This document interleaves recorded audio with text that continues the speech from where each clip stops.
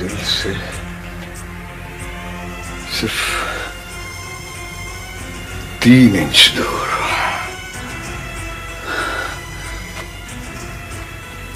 कौन? वाकई वाकई कौन?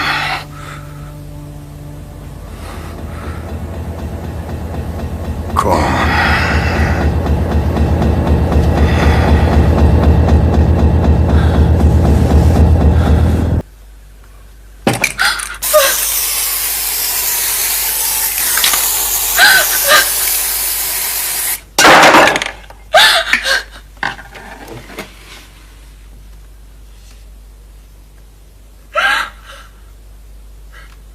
P230 का जिक्र सुनते ही जनाब ने अपना निशानची भेज दिया। तुम पता नहीं क्या बकते हो। मैं तुम्हें खुदकुशी पर मजबूर कर दूंगा। एक्सीलेंट। एक ड्रग स्मगलर के रिफ्लेक्सेस इतने ही शार्प होने चाहिए, जिससे खतरा हो उसे फौरन मार दिया। Stop that nonsense. And now you stop this nonsense. जनाब अली, जनाब ने ये कैसे समझ लिया कि मुझे गोली मार देने के बाद जनाब महफूज रहते? आपकी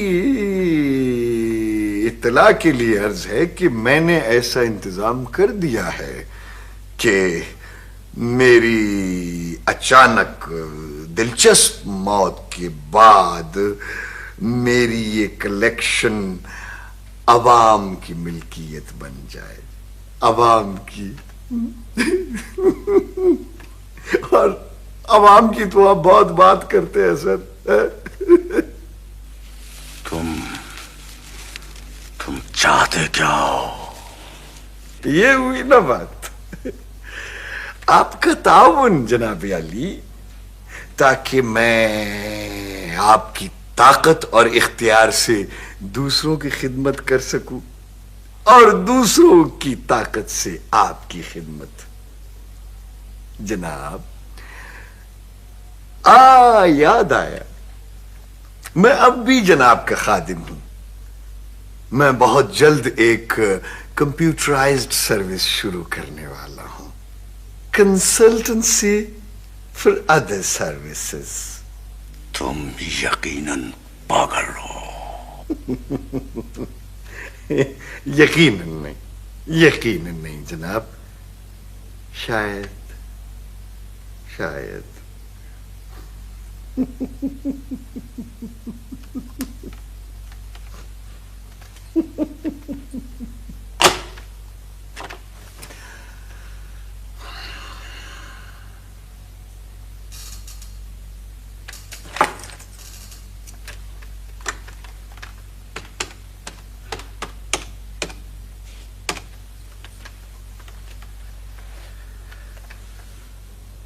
हेलो खुर्शीद। हाँ, मैं तुम्हारा साबका बॉस बोल रहा हूं। मुझे तुम्हारे भाई जाफर की जरूरत है।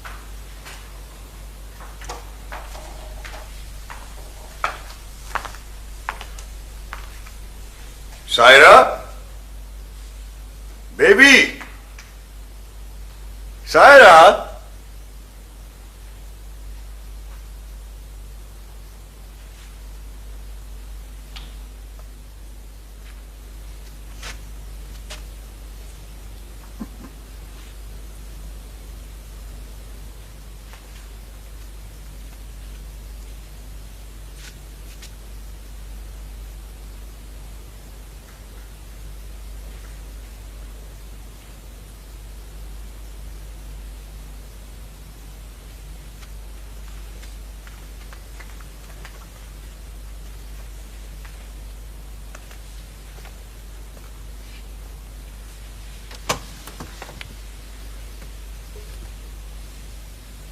बेबी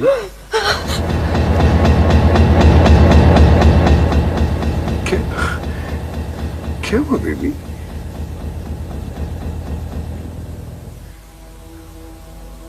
आप ही हो ना पापा? क्या क्या बात है बेटा? मेरी तबीयत तो ठीक है ना? मैं समझी, मैं शायद आप में डर गई। कम ऑन, गेट अप, उठो उठो उठो, शाबाश, बाहर। Come on come on come on come on baby, come on.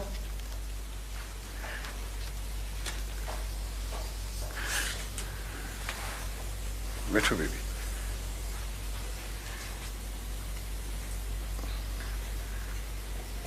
तुम मुझसे नाराज हो? नहीं तो पापा। दरअसल आज घर आते ही बाहर पोर्च में मैंने कुछ अजीब कोई बात ऐसी कह दी जिससे जो तुम्हें अच्छी नहीं लगी। कोई बात थी? कोई बात नहीं थी पापा। अच्छा, खैर भूल जाओ ये सारी बातें। दरअसल कुछ मेरे सर दर्द, कुछ सर चकरा रहा था, तो चलो कहीं बाहर चलते हैं। नहीं, कहीं घूमने फिरने। तुम ड्राइव करना, हा? नहीं, चलो कहीं डिनर करते हैं, जहां तुम चाहो।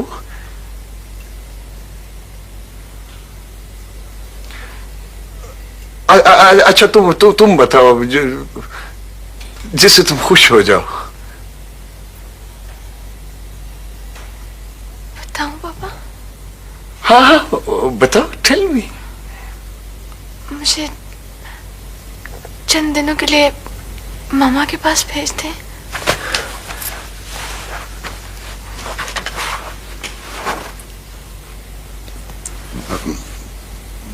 मामा के पास? हाँ हाँ हाँ, अगर तुम चाहो तो। अगर तुम। थैंक यू पापा।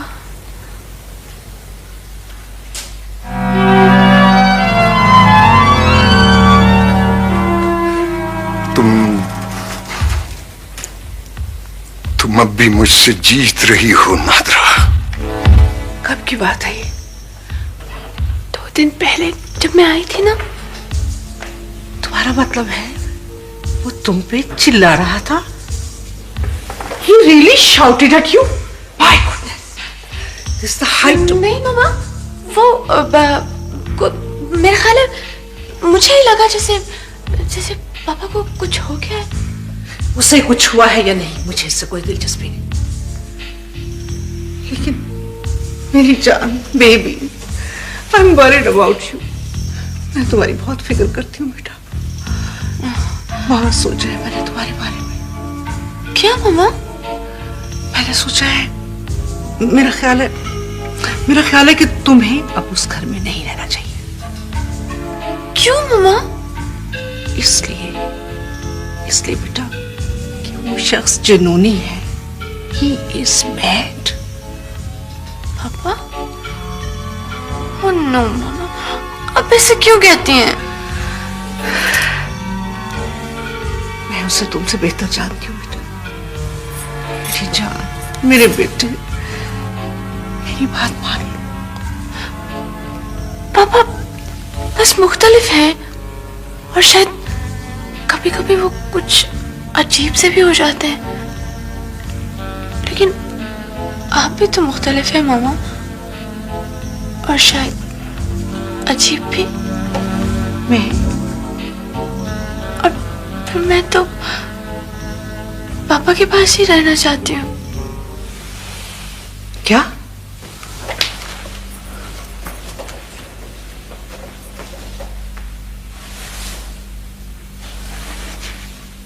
क्यों?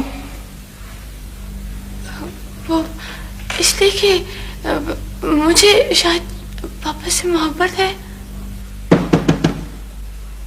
यस। बेगम साहबा जी, वो साहब जी ने कहा है जी कि या तो वो इन थिएटर वालों का गला घूट देंगे या फिर खुद अपना गला घूट कर अल्लाह को प्यारे हो जाएंगे। हाँ, उनसे कह दो कि वो खुद। मैं आ रही हूँ, चलो तुम जाओ जाओ जाओ। अच्छा जी।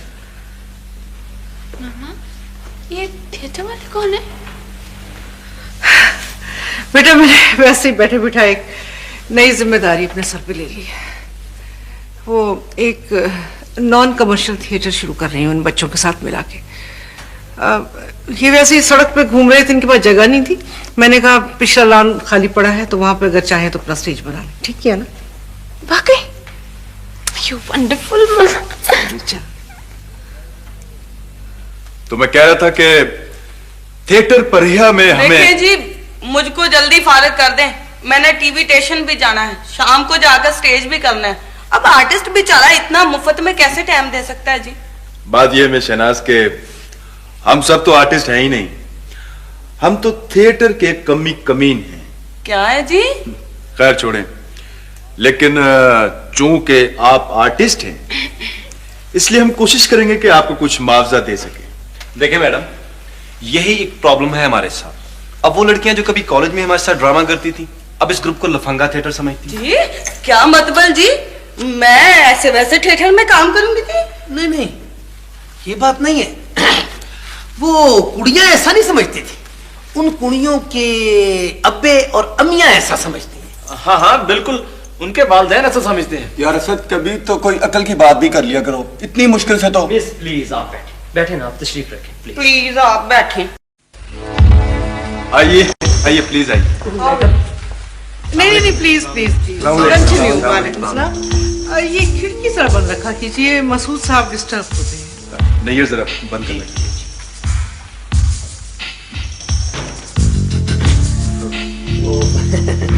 मैडम आप तशरीफ रखिए ना प्लीज। Thank you. बैठे बैठे।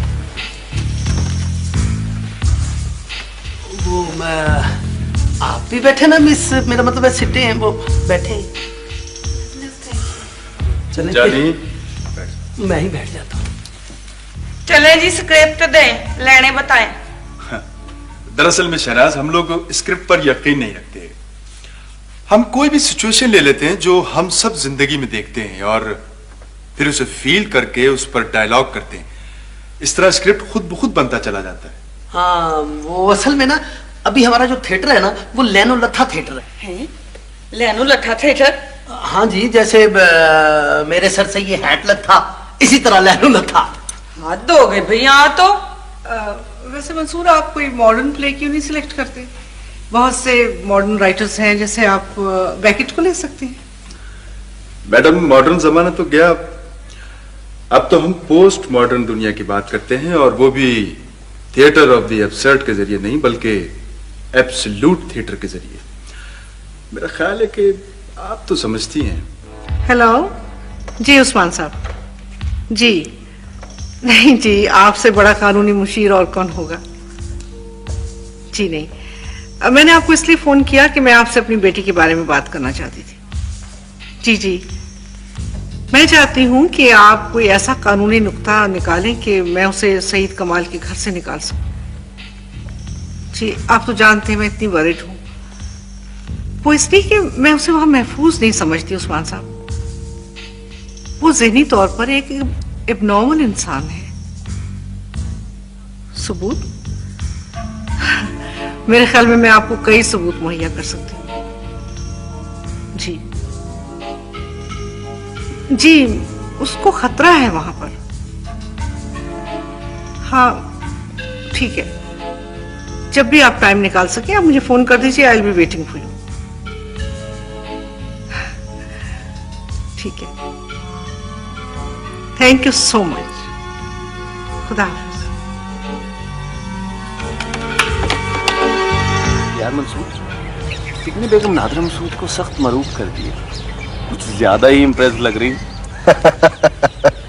पता नहीं क्या बकवास कर रहा था, लेकिन ये बहुत जरूरी था। जरूरी? हाँ, वो इसलिए जरूरी था कि अब देखो ना कि बेगम नादरा मसूद ने जो हमें यानी कि थिएटर परिया को जो पनाह दी है, तो वो तो सिर्फ इसलिए कि आर्ट, कल्चर और सकाफत की मुआवजा के तौर पर उनका नाम और बुलंद हो, तो हमें उन्हें मायूस तो नहीं करना चाहिए। हाँ वो तो है, मैं मायूस तो नहीं करना चाहिए। अच्छा, उन्हें ये एहसास नहीं होना चाहिए कि हम कोई जंगली हैं। इसीलिए तुमने देखा होगा कि मैं उनसे गुफ्तगू के दौरान कहीं कहीं गोरे दानिश्वरों का नाम छड़कता रहता हूँ। बहुत जालिम हो तुम। मैं तो बस अपना जहन साफ रखता हूँ, मतलब अगर सौदेबाजी है तो सौदेबाजी है। यार मंसूर, उस दिन जो बेगम नादरा मसूद के साथ लड़की थी वो कौन थी? लड़की? अच्छा यार अब बनो मत। वो लड़की जो उनके साथ आई थी उस दिन, सुना है कि उनकी बेटी। असद, ऐसा नहीं लग रहा कि तुम जानबूझकर बन रहे हो? जब तुम्हें पता है कि वो लड़की कौन है तो फिर मुझसे क्यों पूछ रहे हो? बरखुरदार अपना जहन साफ रखा करो। और अब चलो। कहाँ? थाने चलो चलो।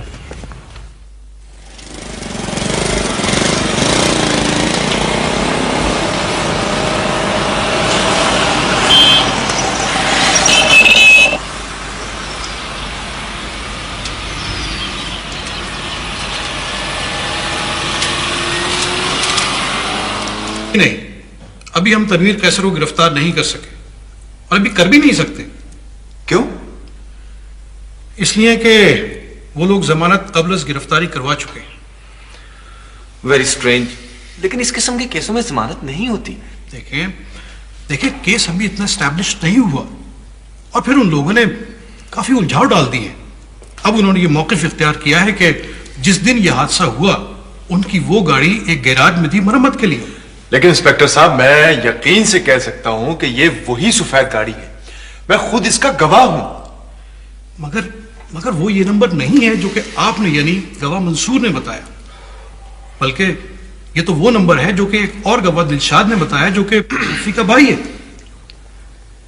दरअसल केस सारा कमजोर है और वो लोग बहुत ताकतवर हैं। यही कहना चाहते हैं ना? तो इसका मतलब है कि खेल शुरू हो गया है। मैं समझ गया हूं कि आप कहना क्या चाहते हैं। ऐसा वैसा कोई खेल शुरू नहीं हुआ है मंसूर साहब। मैं पूरी ईमानदारी से तफ्तीश कर रहा हूं। मुझे उस गैराज वाले से भी पूछगिछ करनी है और फिर मुझे उस तनवीर कैसर का भी इंतजार है जिसके बारे में मुझे बताया गया है कि वो कहीं गया हुआ है।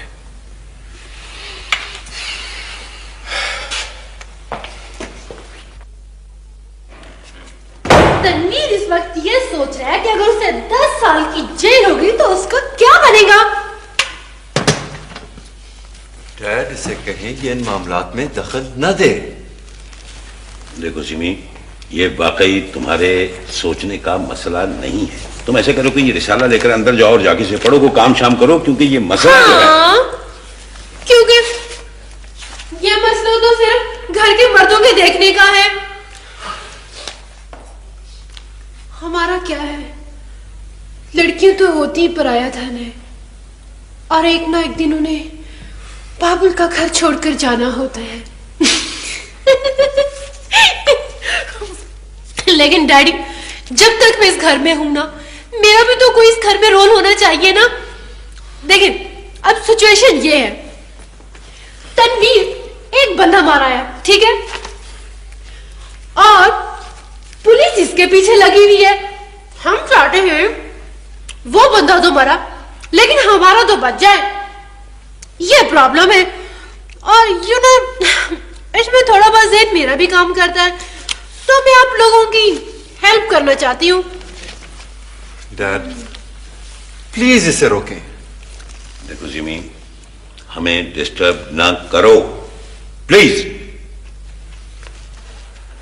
अच्छा डैड, एक बात बताएं, कुछ पता चला ये शख्स मंसूर जो इस केस की पैरवी कर रहा है, ये है कौन? हाँ, ये मुर्दों वाली आवाज है, वरना तो तुम बुज़दिल हो। सिमी,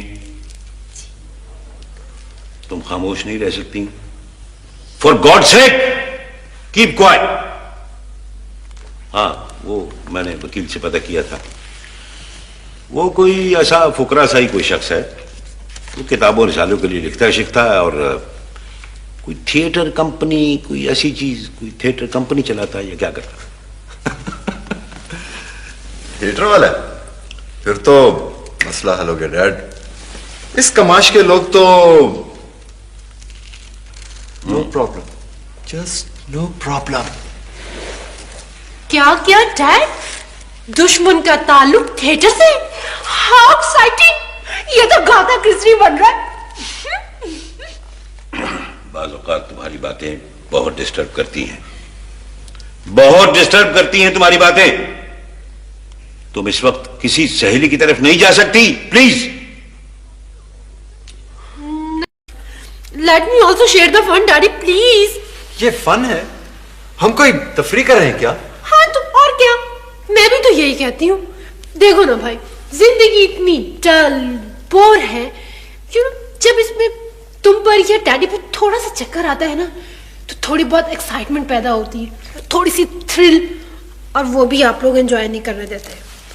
तुम हमारी मुसीबत को एंजॉय करती हो? हाँ, मुसीबत कब होती है भाई, आखिर में तो कुछ भी नहीं होता है, और हम जैसे लोगों पर कौन हाथ डाल सकता है, यही तो मजा है। डैड वो उस कंपनी का नाम बताएं, क्या है वो थिएटर वाली? हाँ हाँ, वो उसका कुछ अजीब बकवास सा कोई नाम है, परिया थिएटर या थिएटर परिया, कोई वाहियात सा ही कोई नाम है उसका। परिया थिएटर, परिया थिएटर, ये नाम तो, परिया थिएटर तो जा रही हूँ डैडी, प्लीज डैडी रिलैक्स, मैं जा रही हूँ। Excuse me daddy.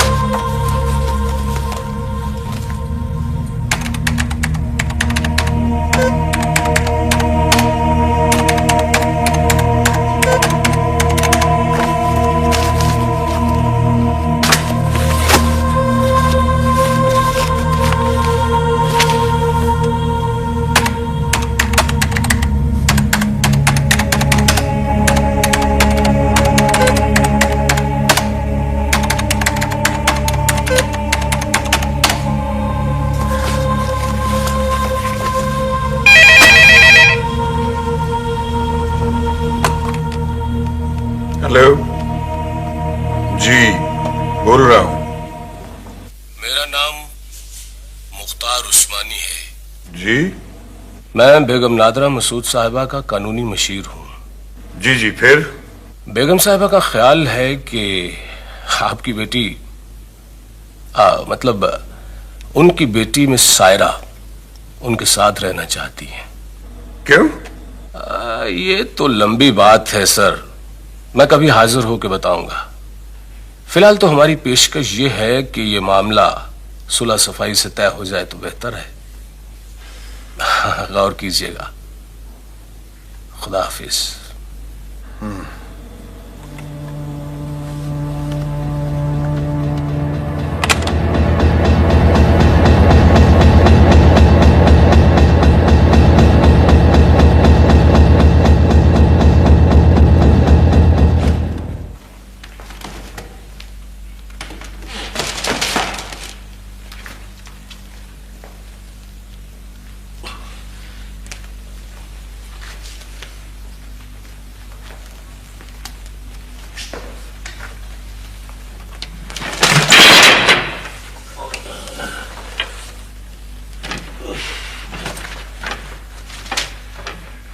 क्या वाहियात कुर्सियां बनाते हैं।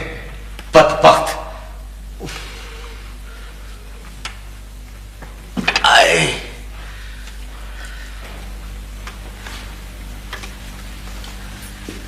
अच्छा मसूद, मैं जा रही हूं।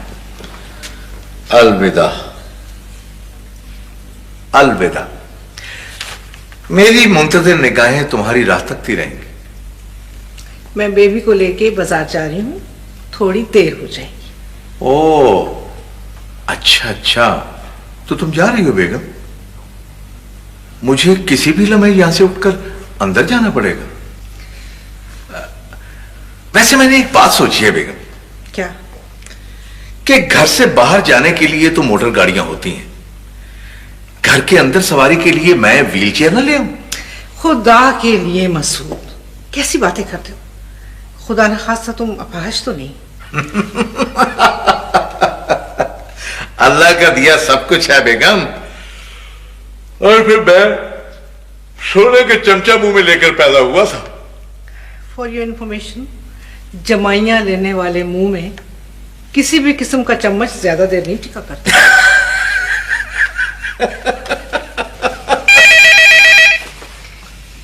क्या वाहियात इजाद है, बैठे बैठाए डरा देती है।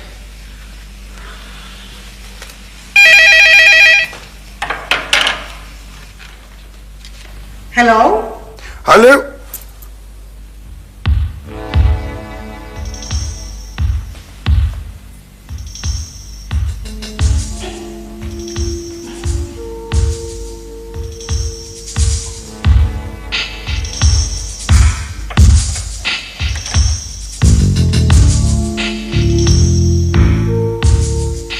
गूंगे और बहरों के लिए भी कोई टेलीफोन इजाद हो गया है क्या? ठीक कह रहे हो, वाकई डम कॉल है। ये औरत समझती है कि मेरी बेटी पर कब्जा कर लेगी। जावेद! नियाज! जी सर। Yes sir. उसे बुलाओ, जाफर को। और तुम आज शाम ही जाओगे वहां बेबी को लेने। उसे कहो कि फौरन घर आए, समझे? यस सर, बिल्कुल। और तुम अपने फराइज समझ गए हो ना? दोस्तों और दुश्मनों की बू देना मालिक का काम है सर, और फिर शिकारी कुत्ता अपना काम खूब जानता है सर। ठीक है, जाओ।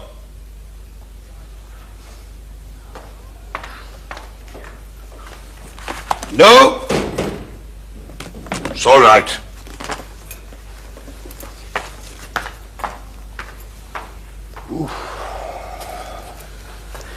यार ये घर में क्या चीज आ गई है?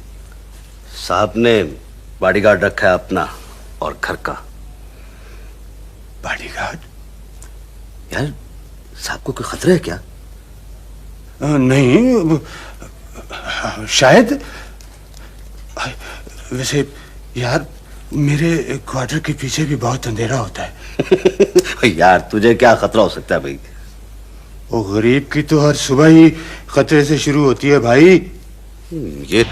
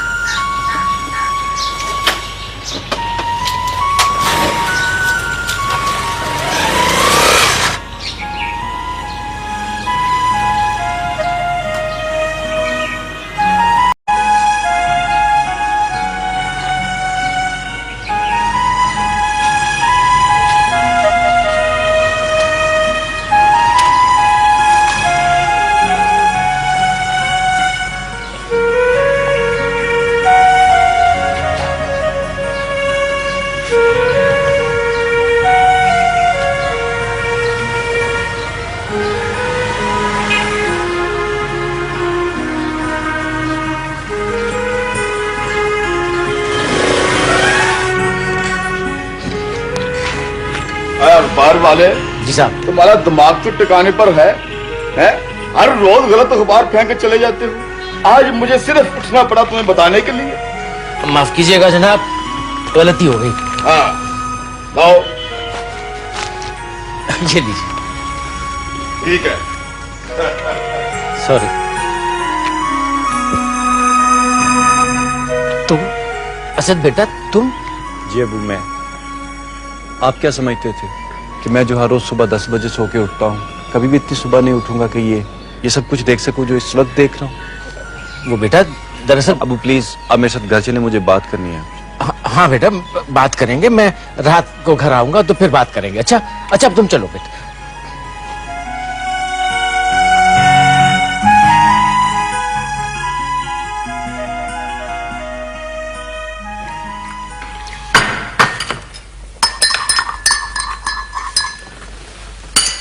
ये ले। हाँ इसे रखो, मैं जरा उस गिराज वाले को पक्का कर दूं। वो इंस्पेक्टर बड़ी कुछ पूछताछ करता था क्लास से।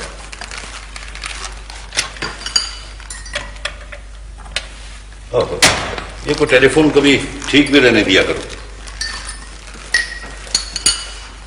तुम्हारी वजह से घर में कितनी एक्साइटमेंट फैली हुई है, कितना मजा आ रहा है।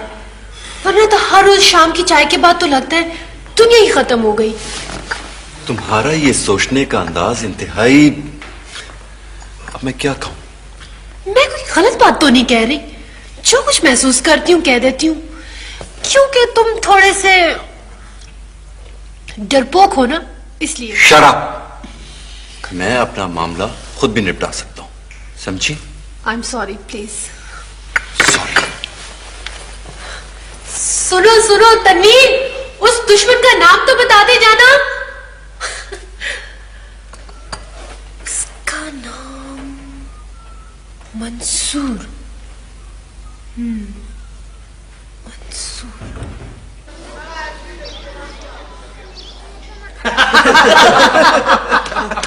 यार जानी, मेरी समझ में आज तक एक बात नहीं आ सकी, अंकल बहराम का नाम बहराम कैसे पड़ा? मेरा मतलब है कि वालिदैन वगैरह ने रखा होगा। नहीं यार, इसमें वालिदैन का कोई चक्कर नहीं है। जानी, बल्कि जानी मूड़े वाला आज पेश करते हैं अंकल बहराम का असल बायोडाटा। तो भाइयों, अंकल बहराम का असल नाम है फजलदीन। अच्छा। हाँ, और अंकल बहराम 1938 में पैदा हुए। हाँ, 1938 में जब ये पैदा हुए तो दुनिया बड़े सुकून में थी, और जैसे ही ये पैदा हुए टायरान करके जंग शुरू हो गई।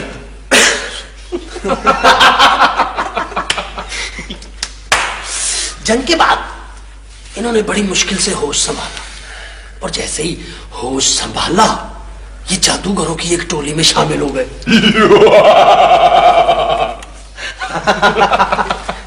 और जनाब, एक दफा क्या हुआ कि अंकल बहराम एक रियासती शहजादे को इंसान से धुंपा बनाने के चक्कर में पकड़े गए। हाँ, और जब ये जो बाकी के इनके साथी थे ना, वो जादूगर वगैरह, वो आराम से इनके करीब बढ़े और एकदम से पाँव में पड़ गए और बोले, अंकल बहराम, खुदा के लिए आप नान छोले लगा लीजिए, मगर ये काम छोड़ दीजिए। और जनाब, अंकल ने एक थिएटर कंपनी ज्वाइन कर ली। उसके बाद ये कीमियागरी भी करते रहे, और 10 साल तक इस चक्कर में रहे कि तांबे को सोना कैसे बनाया जाए। तो क्या अंकल वाकई आपने कीमियागरी भी? हम यह कोशिश तो बहुत करी थी, वो पारा काबू में ना आवे था, बस हर बार एक आंच की कसर रह जाती थी। अब हम सोना बनाएंगे, क्यों अंकल बहराम? हम यहाँ क्यों नहीं बनाओ।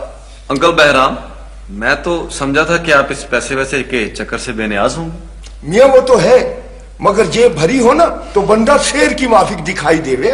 मेरा ख्याल है कि बहराम अंकल ठीक कह रहे हैं, दौलत हौसला देती है, हौसला। दौलत हौसले के साथ साथ खुद एतमादी और जुर्रतमंदी भी देती है। भाई मैं नहीं मानता कि दौलत जुर्रत भी देती है। नहीं, ये ठीक कह रहे हैं। यूसुफ, तुम मुझे ये बताओ कि दौलत का जुर्रत के साथ क्या ताल्लुक है? मैं नहीं मानता इस बात को, बकवास है सब। अरे मियाँ यूसुफ ठीक बोल रहे हैं, भूखा बंदा तो कीचड़ हो जावे।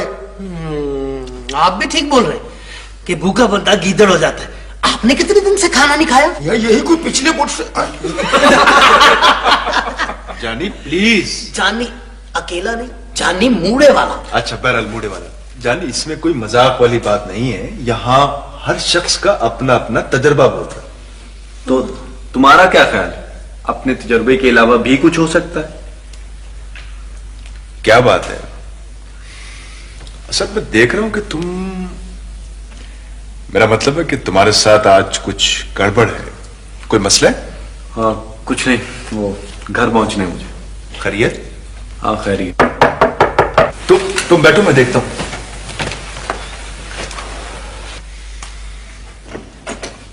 मिस्टर मंसूर अहमद जी, मेरा नाम तनवीर है, तनवीर कैसर।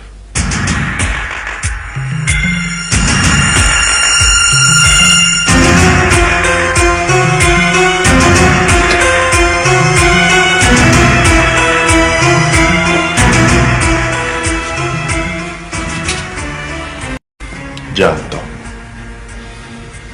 और ये भी जानता हूं कि तुम एक बेगुनाह इंसान के कातिल हो।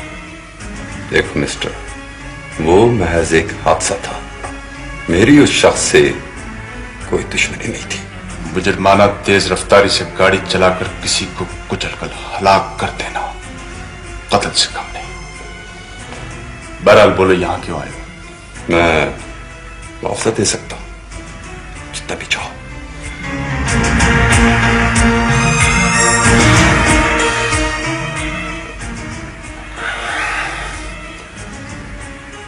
तो मुआवजा देना चाहते हो? रकम बोलो।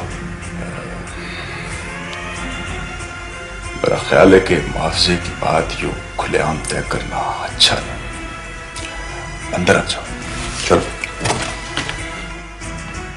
दोस्तों, ये है मिस्टर तनवीर कैसर, और इनका मजीद तारुफ ये है कि इन्होंने ही दिलदार चचा को अपनी गाड़ी से कुचलकर हलाक कर दिया। और हाँ, और अब ये यहां आए ताकि कुछ मामला तय कर सके, यानी कि हमें मुआवजा दे सके। मंसूर, लेकिन मैं ये सोचता हूं कि मरने वाला वापस तो आ नहीं सकता, तो बात बढ़ाने का क्या फायदा? क्यों ना इनसे कुछ लेन देन कर लिया जाए, मतलब कुछ फायदा इन्हें भी हो और कुछ हमें भी हो।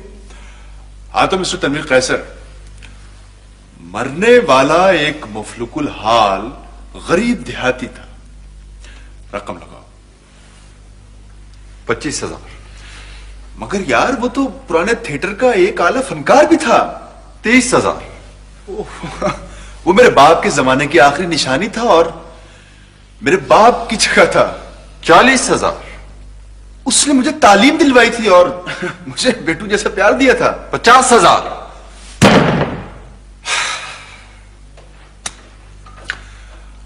अब एक ऐसे बूढ़े की जान की कुछ कम कीमत नहीं। मंजूर,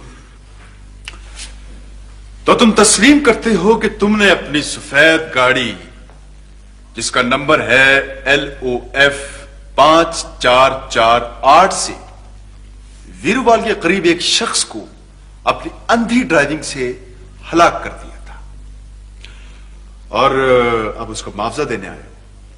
बिल्कुल, व्हाई नॉट, मैं इसलिए आया हूं। आप सब लोग गवाह रहिएगा कि ये क्या तस्लीम कर रहा है। अभी थोड़ी देर के बाद हम इंस्पेक्टर फयाज के पास अपना बयान रिकॉर्ड कराने जाएंगे। क्या मतलब? मतलब ये मिस्टर तनवीर कैसर कि तुमने पुलिस में कुछ ऐसा तस्लीम नहीं किया, यानी कि उनके बयान देते वक्त तुमने कोई ऐसी बात नहीं बताई जो अभी हमें बता रहे। और तुम तो कहते थे कि वो तुम्हारी गाड़ी गैराज में मरम्मत के लिए मैकेनिक से यही बयान दिलवाया ना तुमने? ये तो पता नहीं, मैं तो चाहता था। तुम चाहते थे, और पता है इस वक्त मैं क्या चाहता हूं? मैं चाहता हूं कि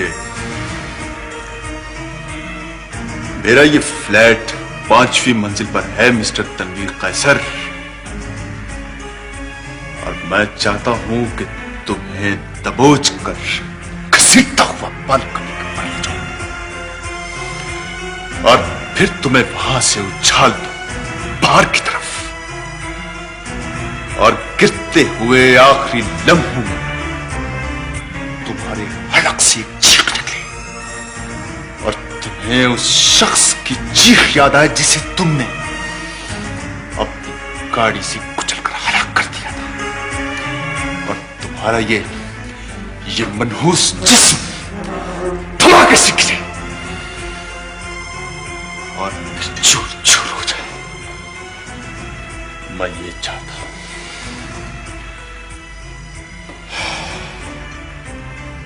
मगर मैं ऐसा नहीं करूंगा, क्योंकि जानवर जो चाहता है कर सकता है, और मैं अभी तक इंसान। Now you get lost. Get lost.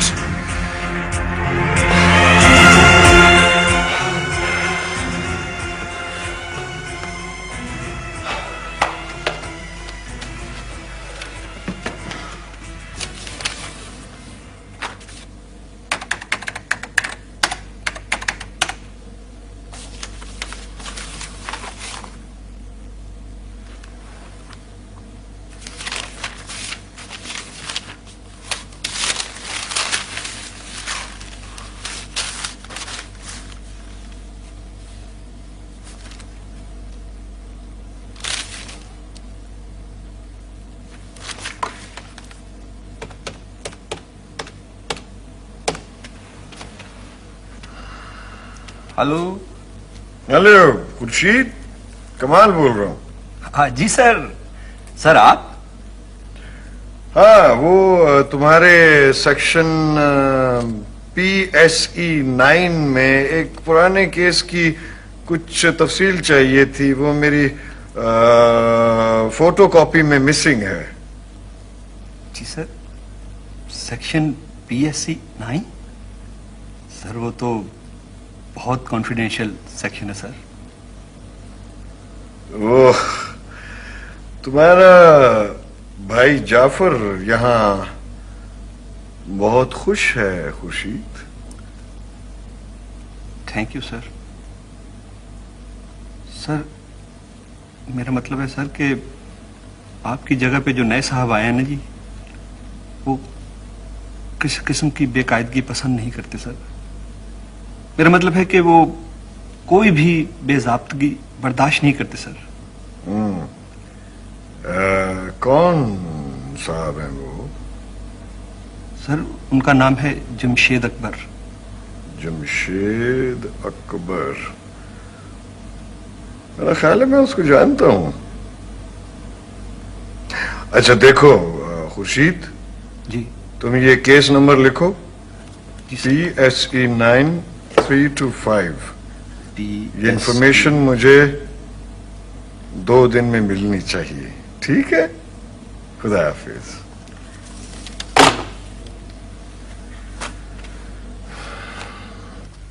Her case में कोई ना कोई गड़बड़ है। I don't know कैसे काम होता रहा है इस ऑफिस में।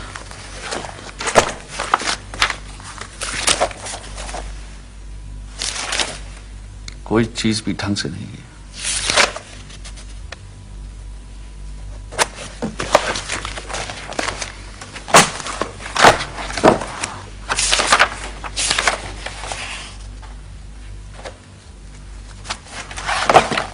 सही है, कुछ केसेस लाइए।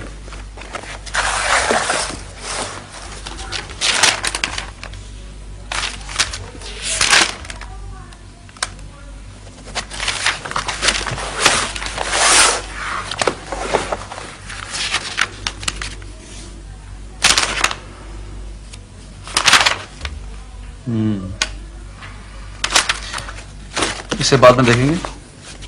मैं लंच के लिए जा रहा हूं। बाकी केसेस भी तैयार रखें, आज ही निपटाने हैं। Okay sir. And remember there should be no pending work.